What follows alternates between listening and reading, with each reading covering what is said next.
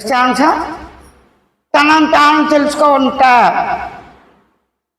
తను తాను గమనించుట, తను తాను గుర్తించుట, తన అస్తిత్వ అవగాహన తానే తెలుసుకుంటా, తన చైతన్య అవగాహన తానే తెలుసుకుంటా, తన ఆనంద స్వరూప లక్షణ అవగాహన తానే అవగాహన చేసుకుంటా, తన శబ్దావన తానే అవగాహన చేసుకుంటా, తన ధ్వని అవగాహన తానే అవగాహన చేసుకుంటా, తన శరీర అవగాహన తానే అవగాహన చేసుకుంటా. అనుభవంలో ఉన్న శరీరాన్ని అవగాహన అవుతుంది.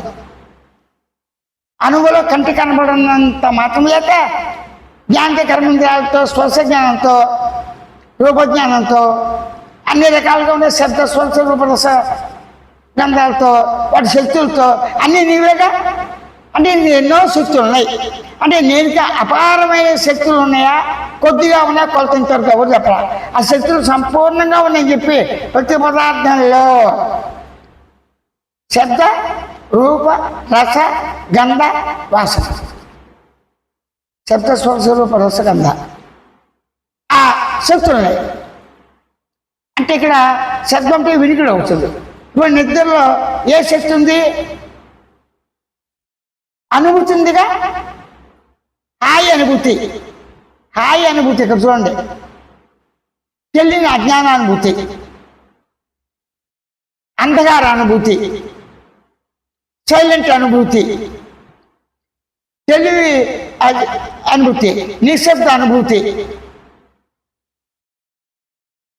గమనించి గుర్తించి తెలుసుకుని అనుకుని భావించి తలంచే ఈ లక్షణాలనే లేని స్థితి. మరి ఎలా గ్రహించాడు అంటే గ్రహించాడు ఒకడు ఉండాలి కదా. నిద్రపోయినవాడు, కలగన్నవాడు, మేల్కున్నాడు. నిద్రపోయినాడు, మేల్కున్నాడు, కలగన్నాడు తానే. అప్పుడు తాను ఎలా ఉన్నాడు? తానుగానే ఉన్నాడా? తనలో తను మాట్లాడు. ఇది వచ్చాం, తనలో తాను మాట్లాడతాను. తనలో ఒక తాను తనలో ఉంది, తానే మాట్లాడుకుంటున్నాడు. తనలో ఉన్న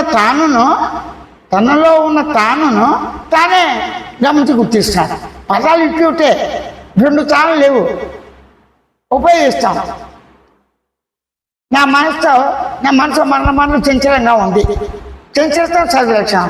ఆ చంచలం మరల అనుకోవటం, భావించడం, తలంచడం, గుర్తించడం సహజమే. అంటే న్యాచురల్గా జరిగిపోతుంది. కొన్ని నువ్వు మాట్లాడకుండా ఉండి, శబ్దం చేయకుండా, యుద్ధం చేయకుండా, భావం లేకుండా, అనుకోకుండా, తలంచకుండా, గమనించకుండా కుదరదు. ఈ లక్షణాలు అనుభవం ఉన్నాయి. అనుభవ లక్షణాలు తనకే ఉన్నాయి. కాబట్టి ఇక్కడ దీనికి పురుష ప్రయత్నం అనేది లేనే లేదు అని గ్రహించండి. పురుష ప్రయత్నం లేకపోతే రెండో వస్తువు లేదు కదా. రెండో వస్తువు ఉంటే కదా సాధించడానికి ధర్మార్థ కామ మోక్షం. ఆ ధర్మ లక్షణం ఏంటి? ధర్మం అంటే ఏంటి? రోజు నిత్యకృత్యాలు చేసే దైనిక కార్యక్రమాలు సక్రమంగా చేయుట అంటే. దీనిలో చాలా లోతుగా ఉంది అర్థం. రోజు నిత్యకృత్య దైనిక కార్యక్రమాలు అని అన్నారు. వీటిని ఆపగలరా? అసంభవం. ఎంతసేపు ఆపుతారు? మీరు ఆపారు అనుకుంటారు. ఆకలి ఉంది, ఎంతసేపు ఆపుతారు? ఆపలేదు కదా. ఆకలి వేసిన వెంటనే బాధ తట్టుకోలేక, నొప్పి తట్టుకోలేక అవయాలు ఆ ఒక్కొక్కటి లాగేసి పేగులు ఆకలి బాధకి. దీనికి తట్టుకోగలరా? ఆకలి రాకుండా చేయలేదు కాబట్టి ఆకలి బాధ లేకుండా ఉండదు. ఆకలి ఎప్పుడైతే ఇస్తుందో శరీరానికి బాధ కలుగుతుంది. శరీరానికి బాధ కలిగింది, శరీరం మీతో మాట్లాడిందా? శరీరం అంటే బాంతర మధ్యస్థ భేదం లేకుండా ఆకాశయుతంగా పంచభూతాత్మగా ఉన్నట్టుండే అన్ని అవయాలు, వాటిలో ధాతువులు అన్నీ ఉంటాయి కదా. మనసు కూర్చు ఇవి ఏ టు జెడ్ సప్తధాతులు, వీటిలో ఏదైనా మాట్లాడతాయా అని నీకు నువ్వు ప్రశ్నిస్తే నీ తరఫున నువ్వే మాట్లాడుకుంటున్నావు. నీకు వేరుగా ఉంది, వేరుగా లేకపోయినా వాటి గురించి వీటి గురించి నీ గురించి నీకు నువ్వే అనుకోవటం స్వయం అవగాహన.